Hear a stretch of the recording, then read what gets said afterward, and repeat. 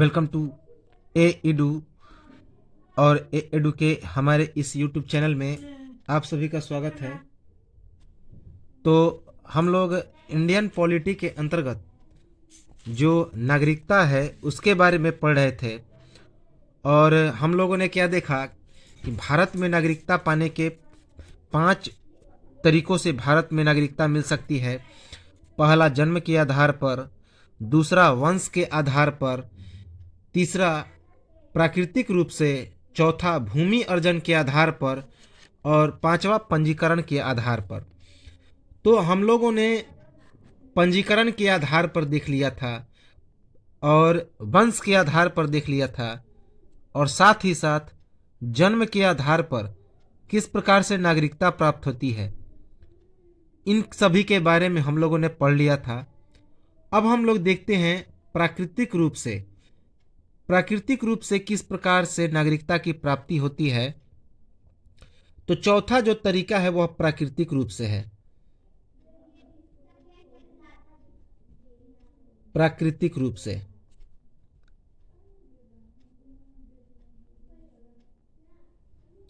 कि प्राकृतिक रूप से नागरिकता की प्राप्ति कैसे होती है, तो इसे हम लोग देखें।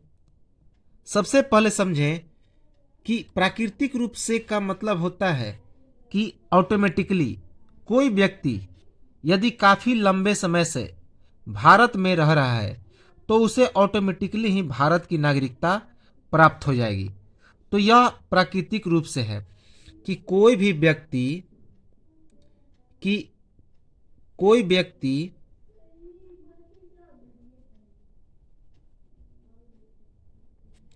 कोई व्यक्ति भारत में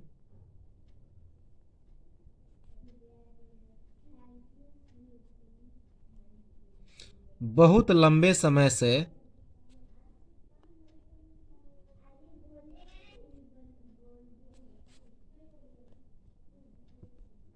बहुत लंबे समय से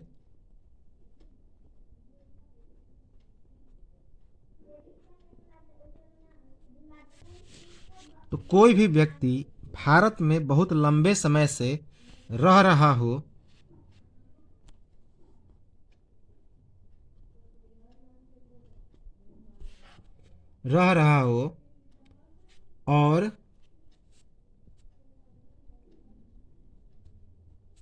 और वह भारत की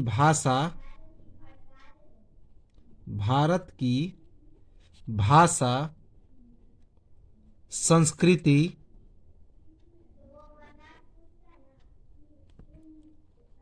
और रहन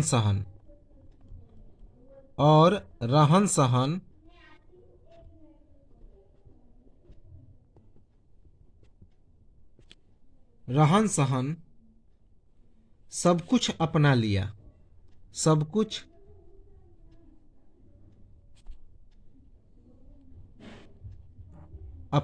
हो। छोटी मम्मी चलिए खाना खाने। रहन सहन सब कुछ अपना लिया हो तो उसे भारत की नागरिकता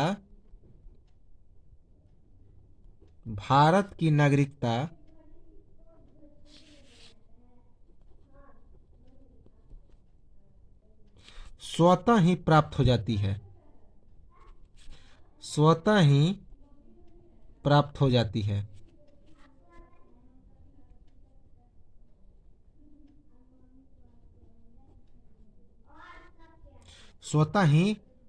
हो जाती है। लेकिन इसमें कुछ शर्त हैं। इसमें भी कुछ शर्त हैं। लेकिन इसमें भी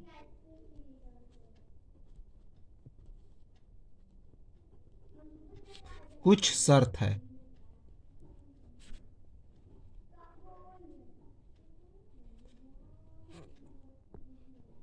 कौन कौन सी शर्तें हैं? जैसे कि पहली शर्त है कि व्यक्ति वैसे देश का नागरिक हो व्यक्ति वैसे देश का नागरिक हो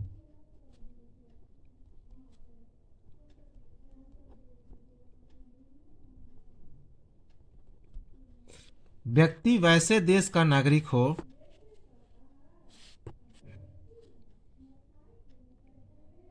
जहां भारत की नागरिकता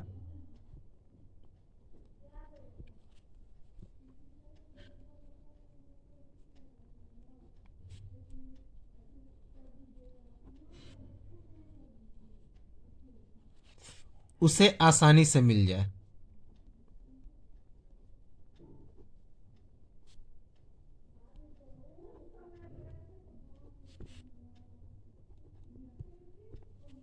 उसे आसानी से मिल जाए और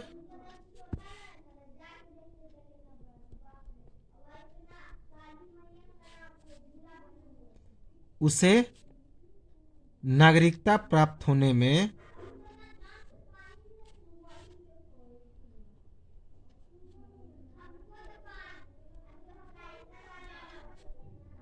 कोई प्रतिबंध नहीं हो। कोई प्रतिबंध न हो। कोई प्रतिबंध न हो।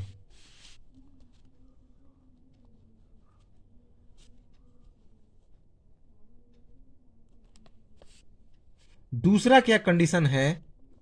दूसरा कंडीशन है अगर व्यक्ति भारत की नागरिकता को प्राप्त करना चाहता है, अगर व्यक्ति भारत की नागरिकता को प्राप्त करना चाहता है, नागरिकता को प्राप्त करना चाहता है,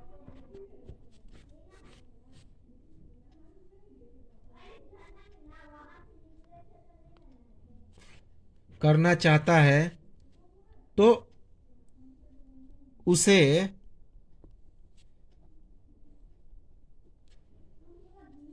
जिस देश की नागरिकता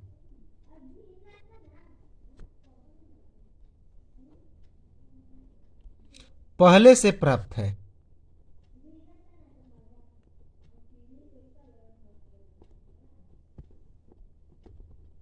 पहले से प्राप्त है तो उसे त्यागना पड़ेगा, तो उसे त्यागना पड़ेगा।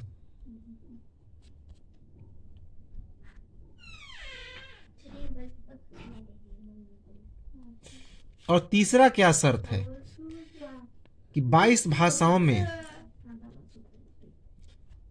भाषाओं में से जो भारतीय संविधान में 22 भाषाओं का वर्णन है, तो उस 22 भाषाओं में से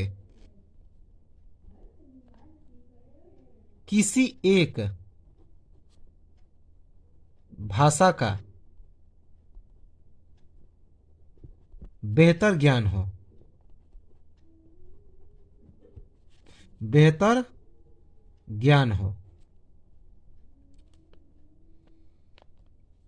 बेहतर ज्ञान हो, याद रखेंगे। तो कोई व्यक्ति प्राकृतिक रूप से भी भारत की नागरिकता पा सकता है। कैसे?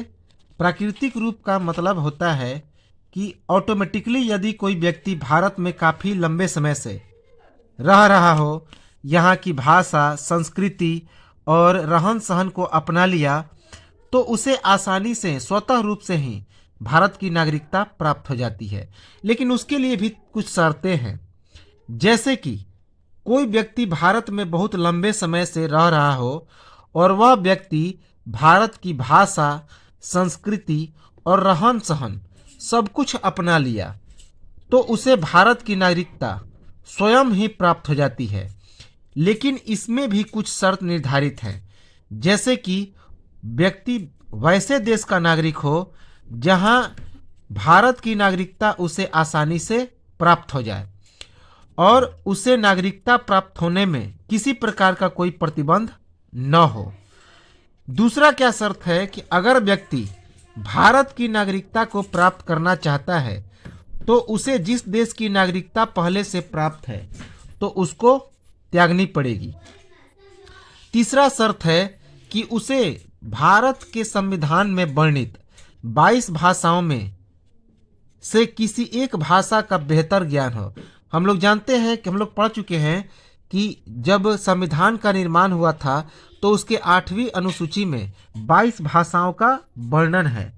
तो उन 22 भाषाओं में से किसी एक भाषा का विशेष रूप से ज्ञान हो। तो इन तीनों शर्तों से वह क्या हो सकता है व्यक्ति, तो भारत की नागरिकता उसे आसानी से प्राप्त हो सकती है।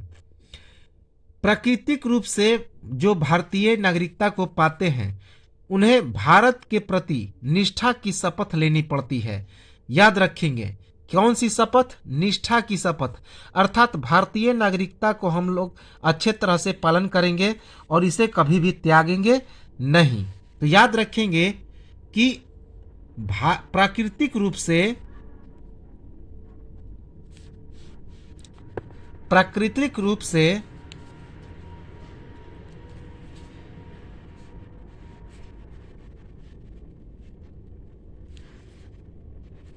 भारतीय नागरिकता पाने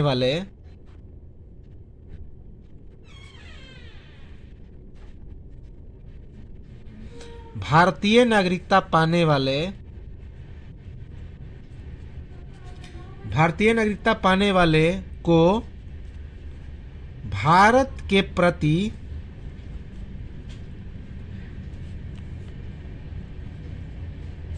सच्ची निष्ठा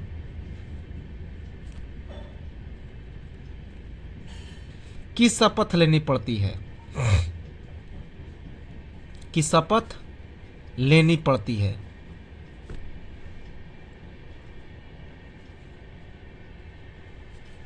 याद रखेंगे। अब देखिए, विज्ञान साहित्य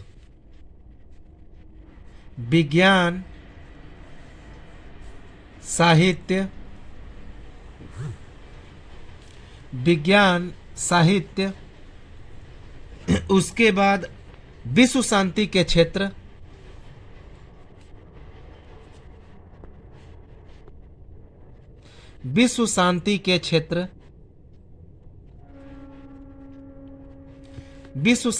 क्षेत्र, और मानव कल्याण के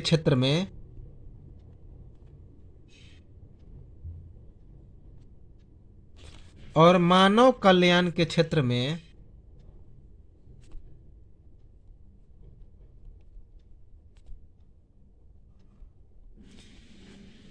नाम कमाने वाले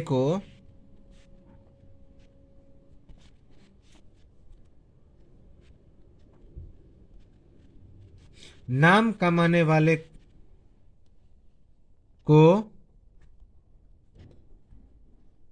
आसानी से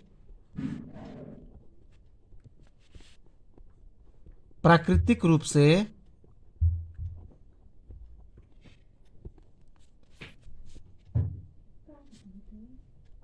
भारत की नागरिकता प्राप्त हो जाती है। भारत की नागरिकता बिना किसी शर्त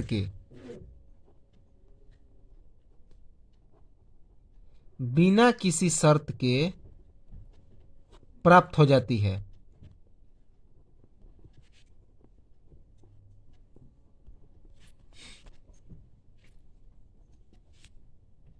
बशर्ते कि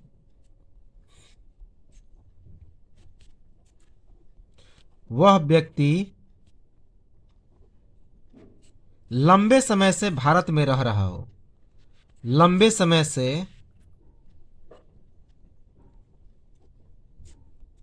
भारत में रह रहा हो।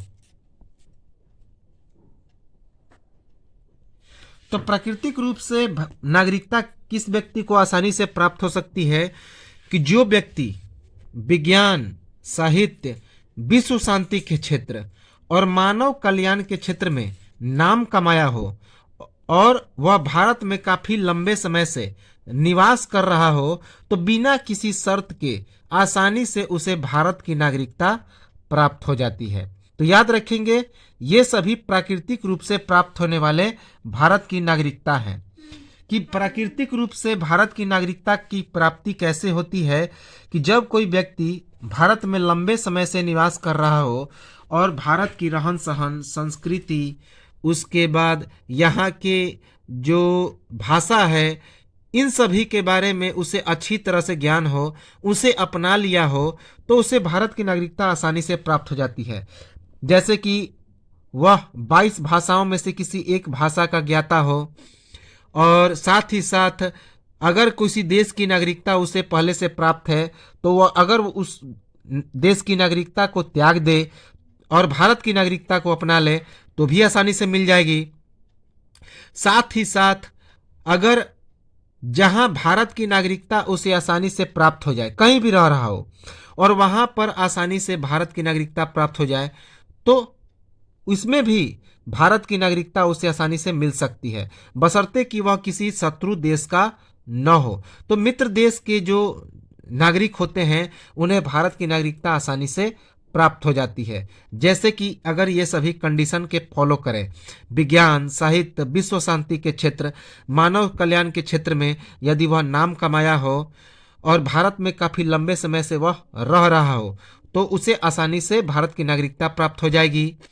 और भारत की नागरिकता जब प्राप्त हो जाती है प्राकृतिक रूप से, तो एक बात याद रखेंगे कि प्राकृतिक रूप से भारत की नागरिकता प्राप्त करने वाले व्यक्ति को भारत के प्रति सच्ची निष्ठा की शपथ लेनी पड़ती है। अर्थात वह भारत की नागरिकता बनने के साथ साथ भारत के जो नियम कानून है, भारत के अंदर में रहने वाले सभ्यता और संस्कृति है, उसको हमेशा के लिए क्या करना पड़ेगा, तो पालन करना पड़ेगा। इसके लिए क्या करना पड़ेगा, तो शपथ लेनी पड़ती है, याद रखेंगे। और पांचवा जो कंडीशन है वह है भू अर्जन के द्वारा। भू अर्जन के द्वारा, याद रखेंगे, भू अर्जन के द्वारा। अब ये भू अर्जन का मतलब क्या होता है? भू अर्जन का मतलब होता है कि यदि भारत किसी भी क्षेत्र को अपने में अधीन कर लिया तो स्वयं उस क्षेत्र के आने वाले जो नागरिक हैं उन्हें भारत की नागरिकता प्राप्त हो जाएगी। जैसे कि भारत ने यदि किसी दूसरे देश पर कब्जा कर लिया तो उस देश की जो नागरिक हैं उस देश के नागरिकों को भारत की नागरिकता स्वतः ही प्राप्त हो जाएगी। तो याद रखेंगे, भू अर्जन के द्वारा अर्थात भूमि की कैप्चर के द्वारा। तो भू अर्जन के द्वारा भी कि भारत अगर किसी बाहरी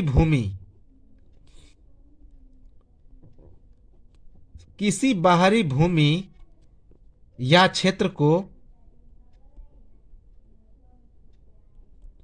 अपने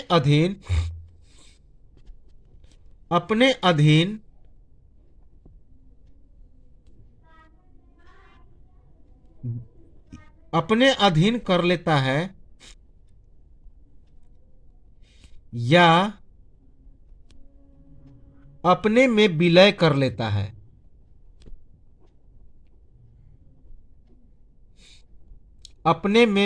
कर लेता है, तो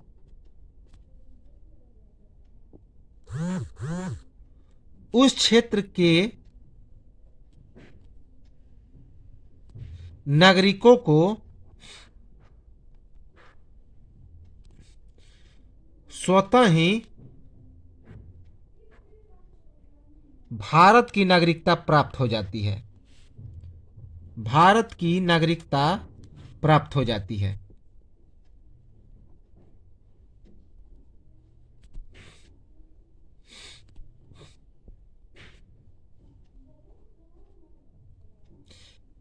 याद रखेंगे, भारत की नागरिकता प्राप्त हो जाती है। तो अगर भारत किसी क्षेत्र पर कब्जा करता है, उसको अपने में शामिल कर लेता है, तो उस क्षेत्र के नागरिक स्वतः ही भारत के क्या हो जाएंगे, तो नागरिक हो जाएंगे। याद रखेंगे, उन्हें भारत की नागरिकता प्राप्त करने की जरूरत नहीं पड़ेगी, वे भारत के नागरिक स्वतः ही कहे जाने लगेंगे। अर्थात भारत की नागरिकता उन्हें आसानी से प्राप्त हो जाएगी। जैसे कि उदाहरण के स्वरूप यदि देखा जाए, उदाहरण के लिए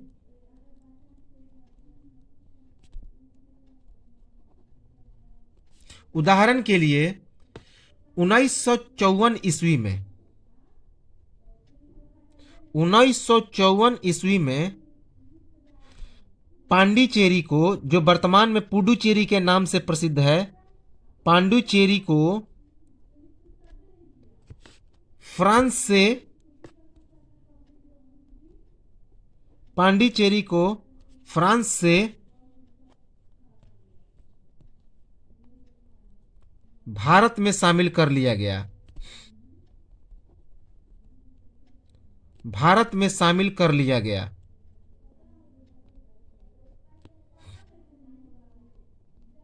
और 1962 ईस्वी में 1962 ईस्वी में पांडिचेरी को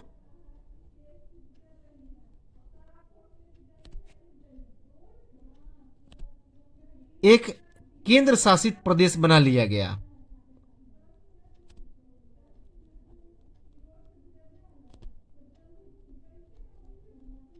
केंद्र शासित प्रदेश बना लिया गया।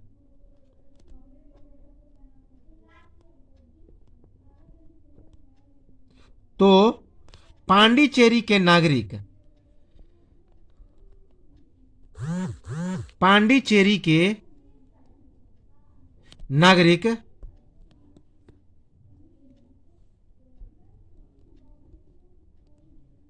स्वतः ही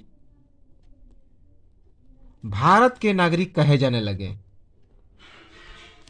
भारत के नागरिक कहे जाने लगे।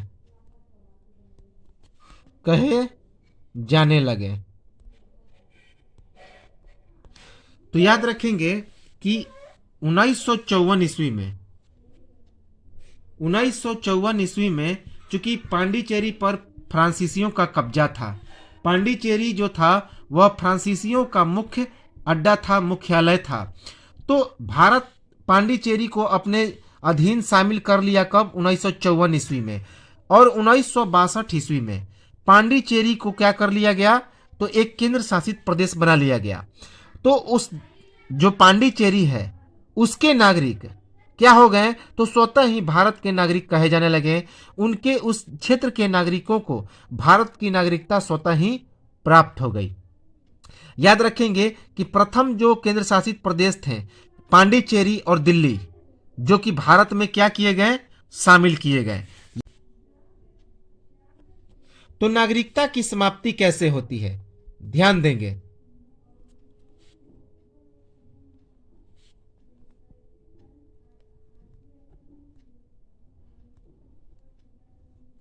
नागरिकता की समाप्ति। तो नागरिकता की समाप्ति कैसे होती है? अभी तक हम लोगों ने क्या देखा कि नागरिकता किन किन प्रकार से मिलती है। अब हम लोग देखेंगे कि वास्तव में ये जो नागरिकता है उसकी समाप्ति कैसे होती है। तो नागरिकता को कैसे समाप्त किया जा सकता है? तो पहला जो तरीका है स्वेच्छा से भारत की नागरिकता का परित्याग कर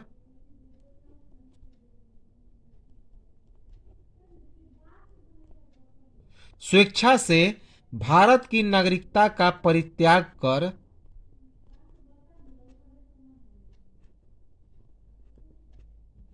किसी अन्य देश की नागरिकता को प्राप्त कर लेना। किसी अन्य देश की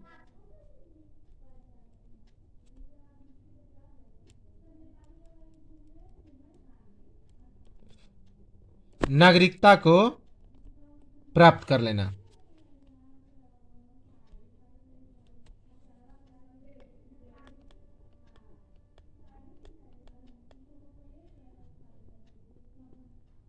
तो पहला जो तरीका है कि यदि कोई व्यक्ति भारत की नागरिकता को स्वेच्छा से त्याग करता है और त्याग करके किसी अन्य देश की नागरिकता को प्राप्त कर लेता है, तो उस कंडीशन में उस व्यक्ति की नागरिकता भारत से स्वतः ही समाप्त हो जाएगी, स्वतः ही भारत की नागरिकता समाप्त हो जाएगी।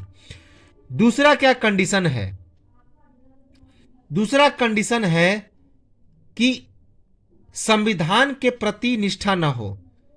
यदि किसी व्यक्ति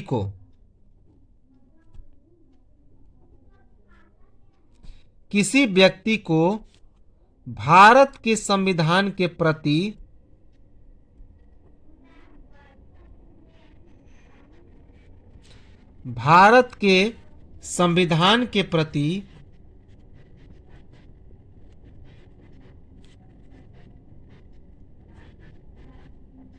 निष्ठा न हो,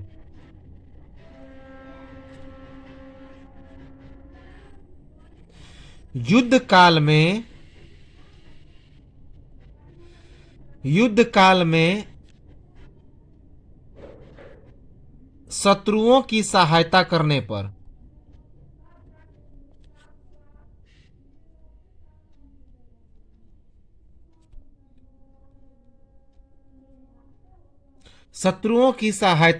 पर, गलत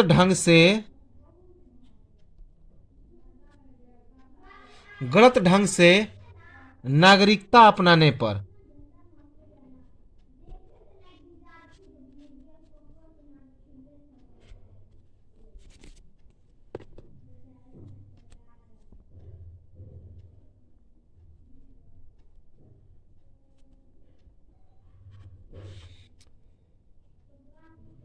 भारत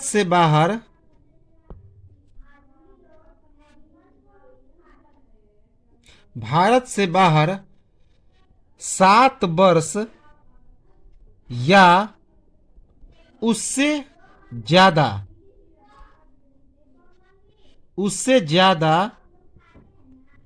समय तक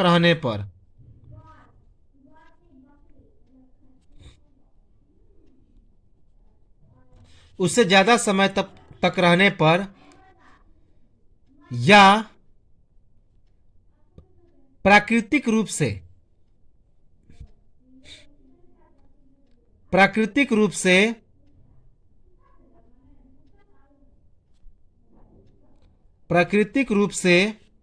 या पंजीकरण के आधार पर,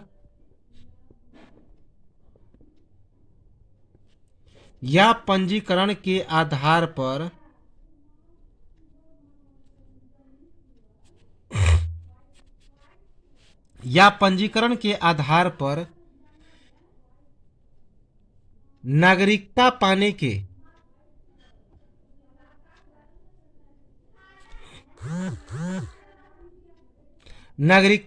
के 5 वर्ष के भीतर 2 साल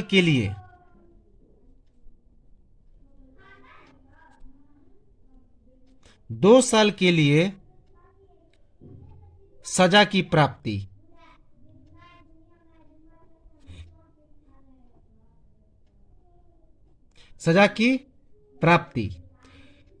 तो इन सभी कारणों से भारत की नागरिकता आसानी से समाप्त हो जाएगी।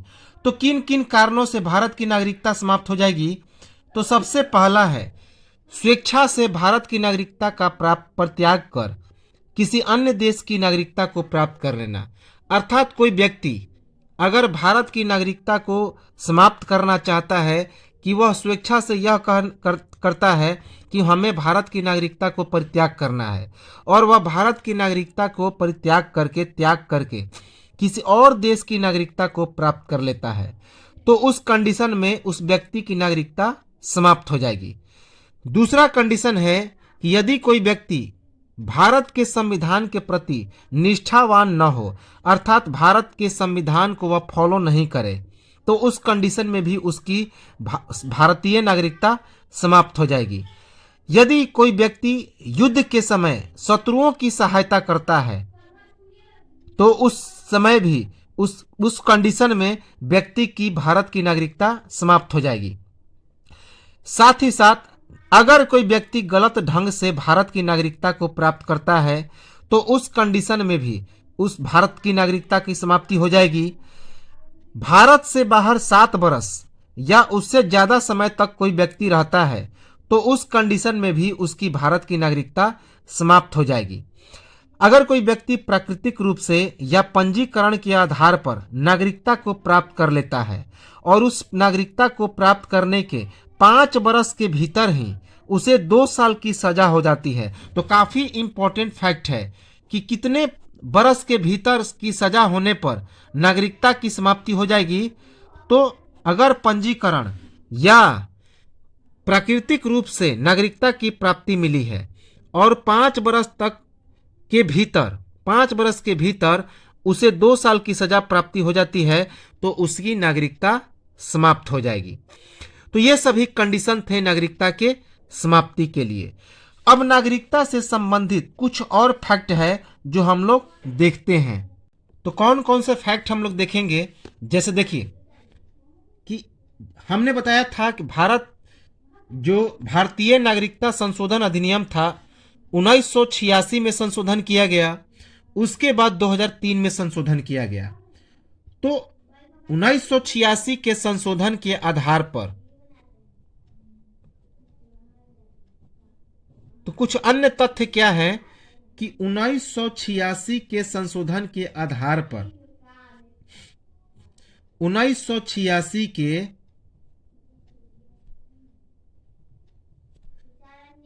संशोधन के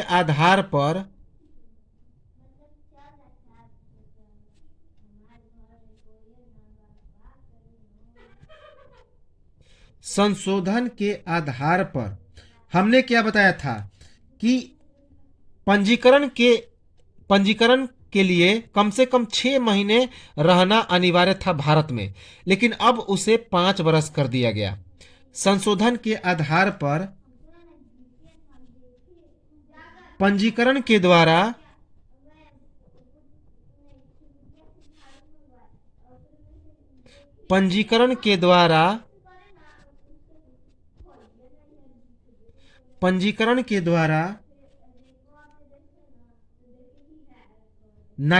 भारतीय नागरिकता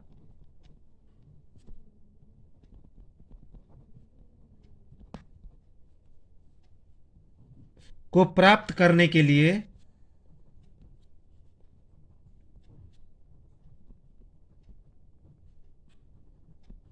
प्राप्त करने के लिए 6 माह तक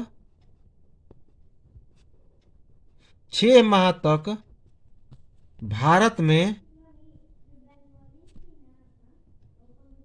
रहने की समय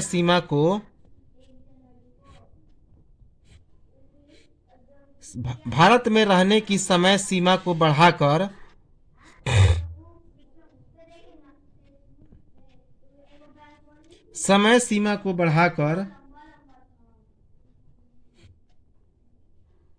कितना कर दिया गया?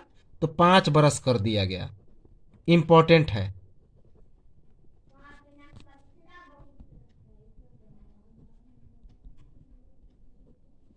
तथा देशीकरण के आधार पर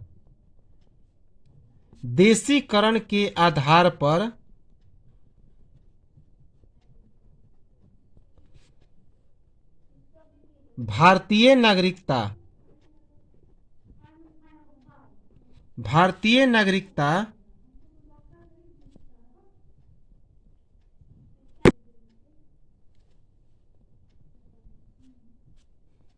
को प्राप्त करने के लिए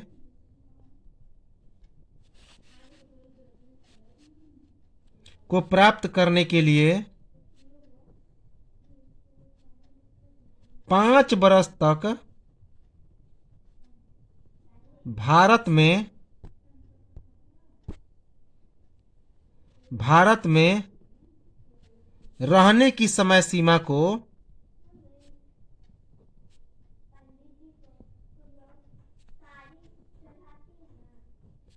बढ़ाकर 10 वर्ष कर दिया गया। बढ़ाकर 10 वर्ष कर दिया गया। इंपॉर्टेंट है।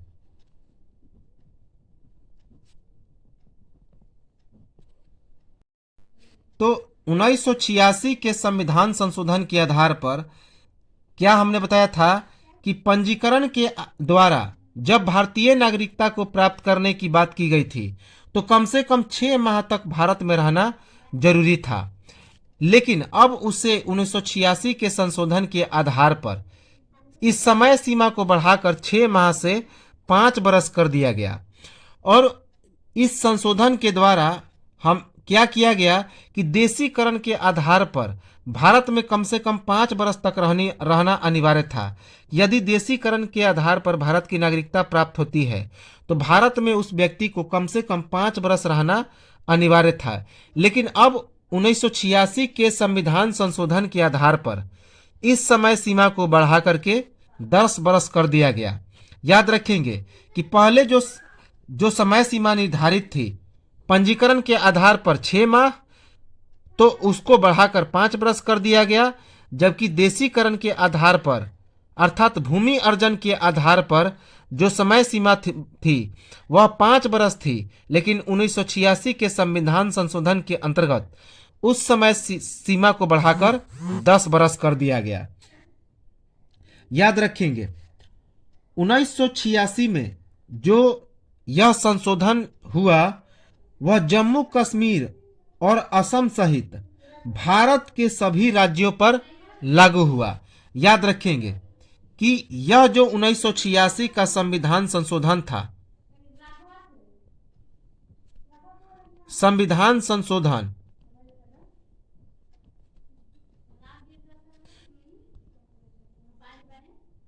जम्मू कश्मीर और असम दोनों पर लागू हुआ। जम्मू कश्मीर और असम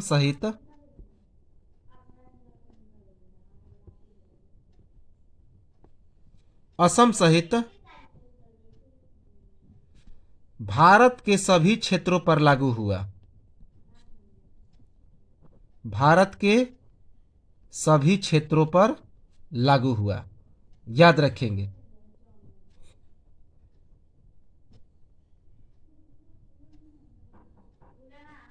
भारत के सभी क्षेत्रों पर लागू हुआ।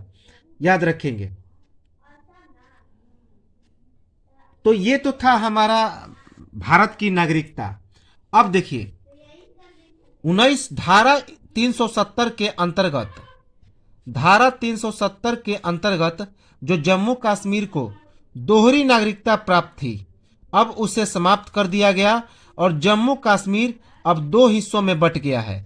जम्मू कश्मीर को जम्मू और लद्दाख ये जो 2 हैं वे हमारे भारत के क्या बन गए हैं, तो केंद्र शासित प्रदेश बना दिया गया। अब जम्मू कश्मीर की एक ही नागरिकता प्राप्त होती है। तो याद रखेंगे अब ये जो जम्मू और कश्मीर जो क्षेत्र हैं अब वे भारत के अंग बन चुके हैं। जिन पर जो विवाद था उसे समाप्त कर दिया गया धारा 370 के अंतर्गत, क्योंकि अनुच्छेद 370 में क्या वर्णित था कि जो जम्मू कश्मीर का जो क्षेत्र था वह उस पर अलग से नियम कानून लागू होता था। भारत के नियम कानून के अनुसार उस पर कोई नियम कानून लागू नहीं होता था, उस पर दोहरी नागरिकता लागू होती थी। लेकिन उसे समाप्त कर दिया गया 2019 में और अब उसे एक स्वतंत्र केंद्र शासित प्रदेश बना दिया गया और 2 हिस्सों में बांट दिया गया, एक जम्मू में और दूसरा लद्दाख में। याद रखेंगे, वेरी वेरी इंपॉर्टेंट। तो ये तो था हमारा भारत की नागरिकता और भारतीय राज्यों का पुनर्गठन। काफ़ी इंपॉर्टेंट है। पिछले वीडियो में से इसे कनेक्ट करके देखेंगे तो पिछले वीडियो और इस वीडियो को मिलाकर ये जो हमारा नागरिकता है वह समाप्त होता है। काफ़ी इंपॉर्टेंट है, बार बार रिपीट करके इसे देखें, बेहतर समझ में आ जाएगा। और अगले वीडियो में हम लोग क्या देखेंगे, तो अगले वीडियो में हम लोग देखेंगे भारत की जो मौलिक अधिकार है, फंडामेंटल राइट्स है, जो बेहद ही इम्पोर्टेंट है, जहां से हम लोग प्रेस की स्वतंत्रता देखेंगे, दैहिक स्वतंत्रता देखेंगे, धार्मिक स्वतंत्रता देखेंगे। तो इन सब के बारे में देखेंगे। फंडामेंटल राइट जिसे कि अमेरिका से लिया गया था। तो हम लोग मिलेंगे अगले वीडियो में मौलिक अधिकार को लेकर। तब तक नमस्कार, जय हिंद।